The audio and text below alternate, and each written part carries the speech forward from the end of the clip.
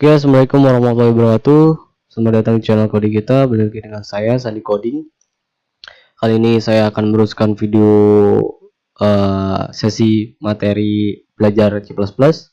Kemarin kita sudah mengenal komentar, dan di video kali ini kita akan melanjutkan, yaitu tipe data variabel. Oke, jadi sebelum kita mulai, kita harus tahu konsepnya program komputer. Jadi inti dari sebuah program komputer itu ada input, ada proses, dan output. Contoh nilai input itu bisa kita dapatkan dari keyboard, file, kamera, mikrofon, dan sebagainya. Dan sementara output kita bisa tampilkan ke monitor, cetak dokumen ke dalam sebuah file. Dan selanjutnya pemrosesan, program membutuhkan bantuan variabel untuk menyimpan nilai sementara.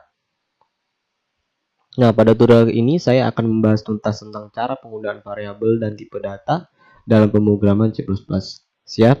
Mari kita mulai. Jadi, apa itu variabel dan tipe data? Oke. Semua program itu yang sedang berjalan akan menyimpan data sementara di dalam RAM, yaitu random access memory, yaitu RAM. Data yang tersimpan di dalam RAM memiliki alamat yang direpresentasikan dalam bilangan heksadesimal. Bagaimana cara program menyimpan nilai ke RAM? Yaitu menggunakan variabel. Semakin variabel yang kamu buat semakin banyak, besar pula memori yang digunakan di dalam RAM. Gitu. Jadi contoh, saya ada tabel contoh di sini. Nih contoh. Ini ibaratnya program komputer. Dan di sini ada variabel. Dan variabel ini bakal seperti ini. Ini RAM. Kumpulan heksa gitu. Oke. Jadi sementara data adalah jenis data yang akan disimpan di dalam variabel. Jadi bisa kita simpulkan, variabel adalah sebuah nama lokasi penyimpanan di dalam memori. Kalau tipe data, jenis data yang akan disimpan di dalam variabel. Gitu. Contoh, kita pengen menghitung luas persegi panjang. Kita kan harus punya panjang dan lebar. Dan panjang dan lebar itu adalah yang angka kan. Berarti kalau angka kita menggunakan tipe data angka gitu, bukan tipe data char maupun string. Oke. Tipe data itu ada beberapa, ada banyak. Jadi kalau data kita berupa kalimat itu ada tipe datanya. Terus kalau angka itu ada tipe datanya. Kalau karakter itu ada tipe datanya. Oke, sekarang kita bahas satu persatu tipe data. Tipe data yang pertama itu ada integer. Tipe data integer ini untuk menyimpan data angka, yaitu bilangan bulat. Oke. Terus ada float. Tipe data float itu untuk menyimpan nilai pecahan, yaitu masih di angka juga. Terus ada char. Tipe data char itu karakter untuk menyimpan data. Karakter. Satu karakter, karena char ini mempunyai 1 byte memorinya. So, ada string. String adalah tipe data untuk seperti kita membuat kalimat gitu. String ini menyangkut. Ada double, ada bool. Double ini masih untuk tipe data untuk menyimpan pecahan, dan bool ini untuk menyimpan 1 dan 0, yaitu kalau nggak true dan false. Tapi yang sering digunakan itu biasanya integer, float, char, string, dan double. Masing-masing ini mempunyai ukuran memori yang berbeda. Saya ada fotonya, mari kita lihat di sini. Di sini ada beberapa tipe data lumayan banyak, terus ukuran dalam memorinya udah ada semuanya, rentang nilainya di sini. Tapi nggak saya akan bahas, cukup dibaca atau dilihat, dipandang, dipahami. Oke. Dan sekarang contoh, kita ingin buat aplikasi sederhana ya. Kita buat aplikasi biodata.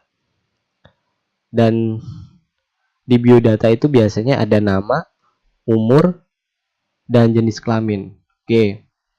Nama itu kan agak panjang kayak kalimat gitu kan. Kita bisa menggunakan tipe data string, yaitu baru diikuti dengan nama variabelnya nama.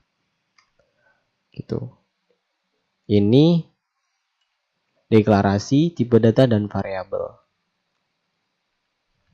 Selanjutnya kita punya integer umur. Terus jenis kelamin, kalau nggak L dan P kita bisa gunakan tipe data yaitu char.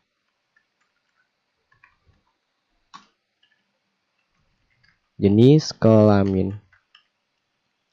Oke.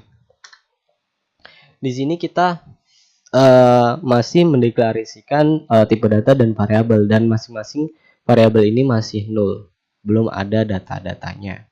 Kita juga bisa langsung mengisikan, caranya langsung kasih sama dengan, dan kalau string, kalau kalimat atau huruf harus diambil dengan kutip 2.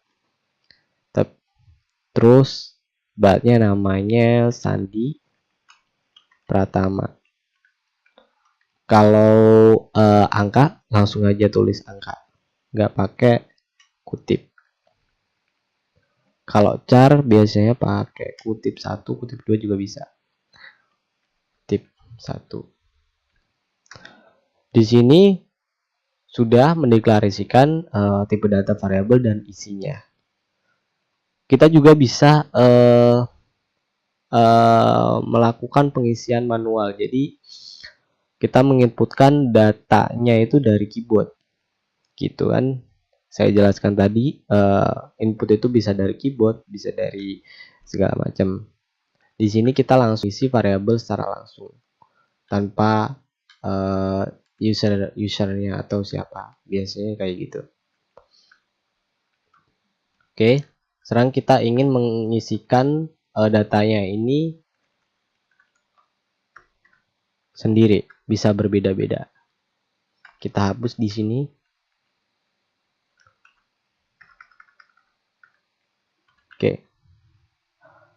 Oke. Yang pertama kita udah mendeklarasikan, kasih komentar, mendeklarasikan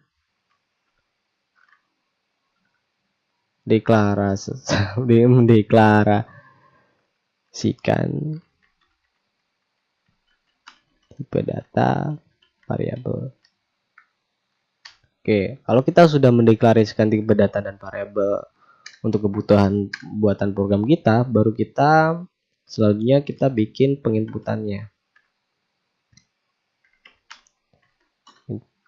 Inputan data. Oke.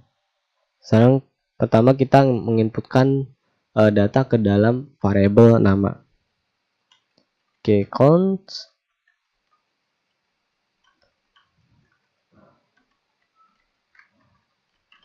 masukkan nama Anda.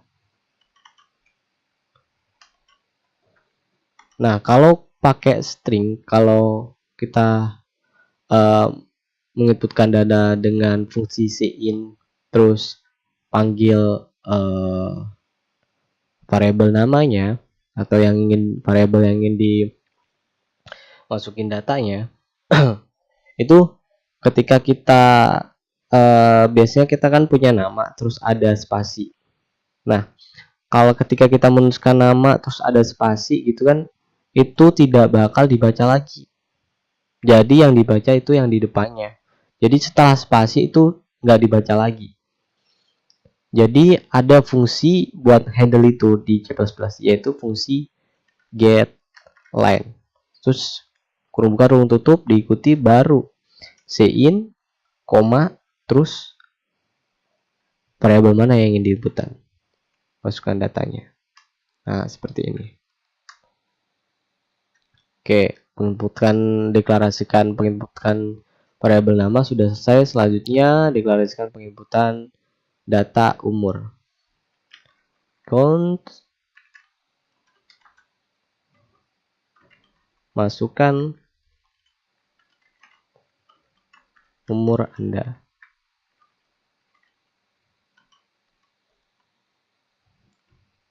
Oke, kita bisa langsung pakai cin dan variabel mana yang ingin dimasukkan datanya, itu variabel umur.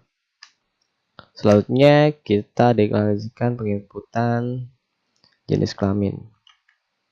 Cout,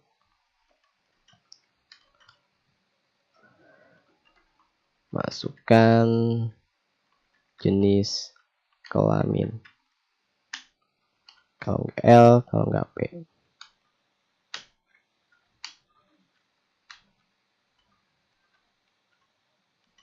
Kita juga langsung pakai cin. Perlu diingat, pakai getLine itu cuman tipe data string. Yang lainnya pakai cin itu bisa. Jenis kelamin. Baru kita keluarkan isi dari setiap data yang udah dimasukkan ke dalam variabel masing-masing.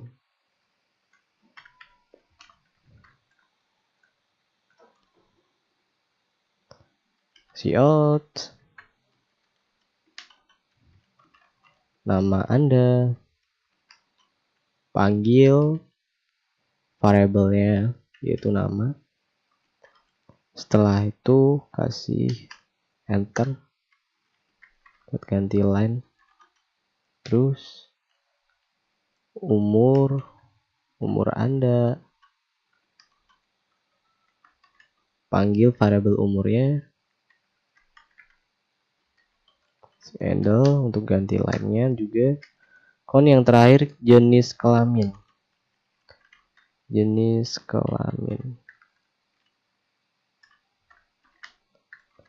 Kelamin Anda,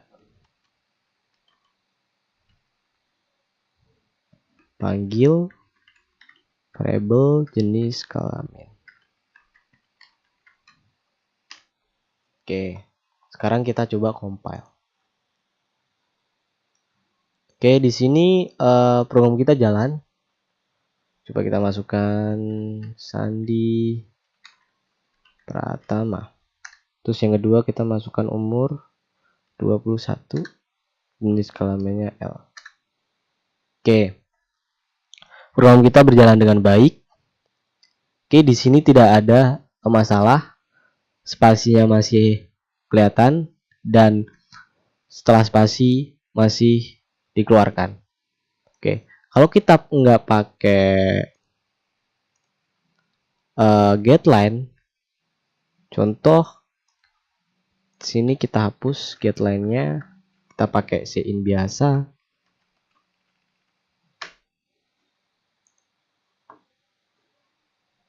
Oke, coba kita menginputkan nama Sandi spasi Pratama. Tuh. Masukkan nama, langsung mengeluarkan Sandi dong. Nah, di sini dia variabel nama itu mengeluarkan Sandi, dan setelah Sandi itu tidak dianggap atau tidak dibaca oleh si compiler. Jadi caranya kita pakai getLine. Jadi fungsi getLine itu untuk membaca spasi ketika kita menginputkan data nama. Kalau masih teman-teman banyak yang belum paham, bisa langsung tanyakan di dalam kolom komentar. Oke. Maaf selebihnya kalau penjelasan saya kurang baik dan akurat. Oke, sekian mungkin video tutorial kali ini. Kita akan melanjutkan di video tutorial selanjutnya. Oke, jangan lupa dukung saya, subscribe, like dan komen, share kepada teman-teman untuk saling berbagi ilmu, saling berbagi kebaikan juga. Oke, sampai jumpa di video selanjutnya.